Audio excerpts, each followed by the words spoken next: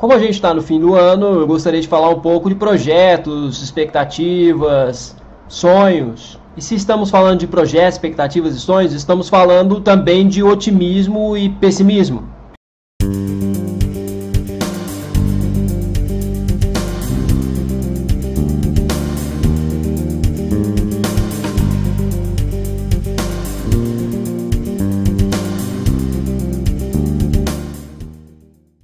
Então o vídeo de hoje é sobre otimismo e pessimismo. Vamos primeiro às definições.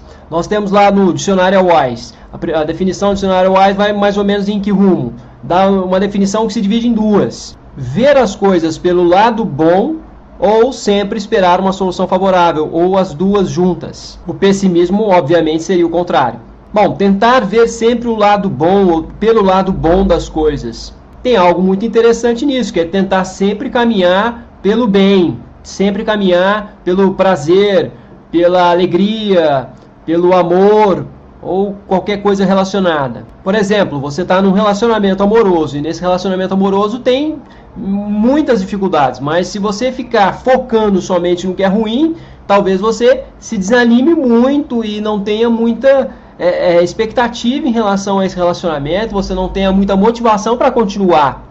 Então, focar no que é bom é muito interessante, contanto que você não perca a lucidez, que você também não perca um pouco da amplitude necessária de consciência para poder manejar bem, andar bem nesse mundo, andar razoavelmente bem nesse mundo.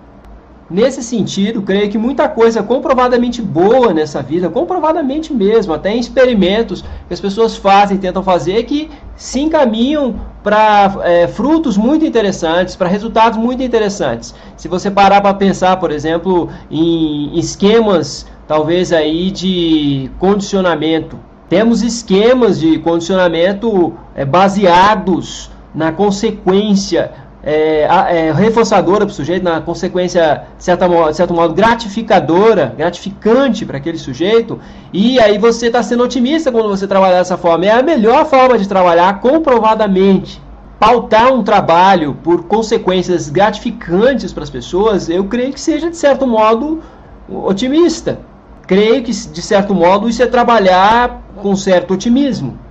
A perspectiva de mudança mesmo das pessoas, se você focalizar no que elas já possuem de interessante, nos comportamentos desejáveis, naquilo que é bom, e de certa forma tentar fortalecer isso, você está sendo otimista. E isso comprovadamente é melhor do que você simplesmente punir o que é ruim. Agora vamos para a segunda parte da definição do Wise. Esperar sempre uma solução favorável.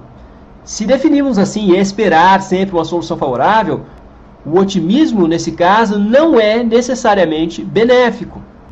Pode ser até maléfico. Então vamos ressaltar, nem todo pessimismo é ruim, patológico, e nem todo otimismo é saudável. Vamos ao provérbio. Tem um provérbio que diz mais ou menos assim: o pessimista reclama do vento. O otimista espera que ele mude de direção, e o realista ajusta as velas. Outro provérbio, historinha.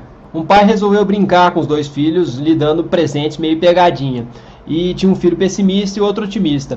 Para o filho pessimista, ele deu uma bicicleta, e o filho pessimista só reclamava. E nunca andou com aquela bicicleta e só reclamava, porque com aquela bicicleta ele ia sofrer um acidente, com aquela bicicleta, se ele saísse, ele poderia ser assaltado, porque ele poderia pegar um resfriado, e nunca andou com a tal da bicicleta, e sempre tinha um olhar desfavorável para a realidade, o qual fazia com que ele não agisse, com que ele não vivesse, não andasse com a tal da bicicleta.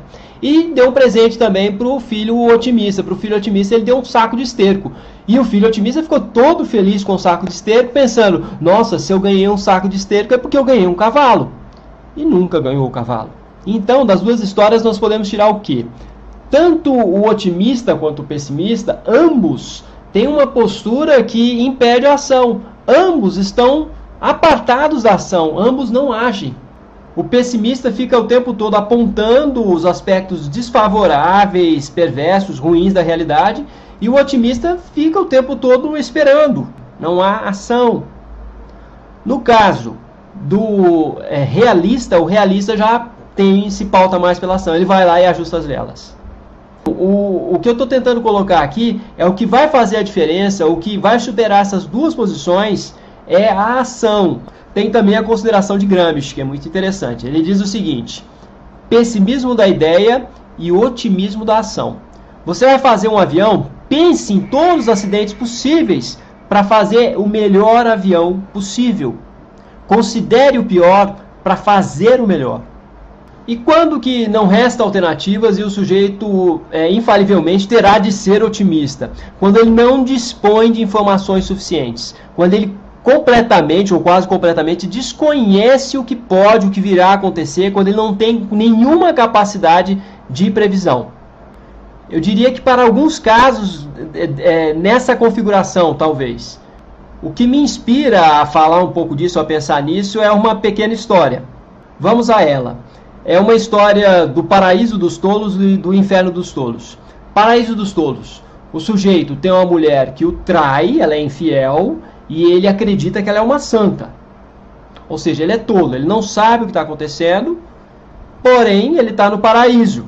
Inferno dos tolos. O sujeito tem uma mulher fiel e ele vive o inferno de achar que ela o trai. E minha pergunta é a seguinte: o que você prefere nesse caso? O inferno ou o paraíso dos tolos? Obviamente que a gente deseja o paraíso. Ignorância por ignorância, tolice por tolice, é melhor estar no paraíso. E se você não detém qualquer tipo de informação, se você de fato não sabe o que está acontecendo, é melhor você ser otimista. Ou tentar não nutrir expectativa alguma em relação ao futuro. Ou tentar não desejar nada que não dependa somente de nós mesmos. Ou prioritariamente, majoritariamente, de nós mesmos. Agora, outra coisa interessante em relação a pessimistas e otimistas é a questão da surpresa. Pare para pensar, para imaginar. Os otimistas sempre são acometidos por surpresas desagradáveis, enquanto com os pessimistas ocorre o contrário. Então, um pessimista raramente sofre de uma surpresa desagradável.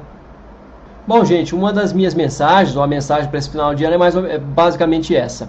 Se vocês quiserem complementar, porque num vídeo eu não consegui colocar em detalhe tudo aquilo sobre o qual eu já trabalhei acerca desse tipo de tema, que é o otimismo e pessimismo, vocês podem recorrer embaixo aí às descrições onde tem textos complementares, ok? É isso, gente. Obrigado. Até a próxima.